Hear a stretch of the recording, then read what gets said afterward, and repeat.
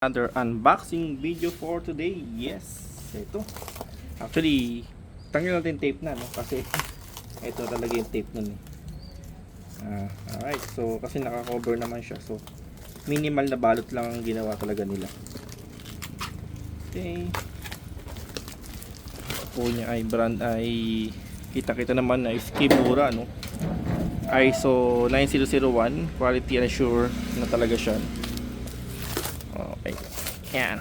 Kimura po ang kanyang brand. Okay, so tanggalin ko lang yung pinaka mismong primary plastic lang niya, itong kulay black po na to. Kaya papakabit pa po natin to by siguro by sunod na next week po siguro, no.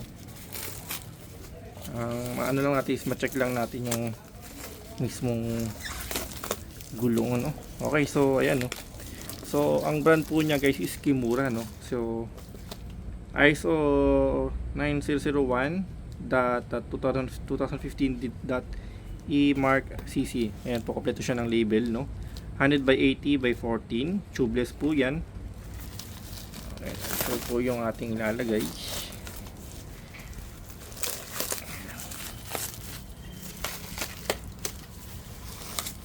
Alright. Ayan, plastic.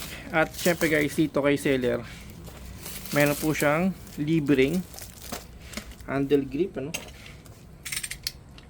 Check natin yung kanyang handle grip.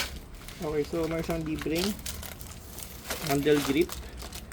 Meron pa siyang ano to, Extreme Tire Sealer. So ang brand po na ginagamit or libre para sa kanya is Extreme 1. Okay, expiration 3 years. So wala siyang manufacture ko, ano. So instead na Kobe, wala siya. So regular na ano lang siguro siya. And then ang kagandahan dito kay seller guys, actually guys, meron siyang libreng ganito handle grip na JRP. Uy, meron pang ano, no, JRP ko, no. May pito ba? Yes guys, meron siyang pitong kasama. Ito kanyang pito, no. Ayan. So saan ka makakita ng ganitong klaseng bibili ka ng gulong, may kasama pang handle grip, meron pang pito, at meron pang tire sealer. So grabe naman, ano. So parang biggest sale. Ito nung mas nasira. Siguro itong ano, para dito siguro yun. Ayun, wasak ang ano. Okay, so medyo na siya broken. Ayan.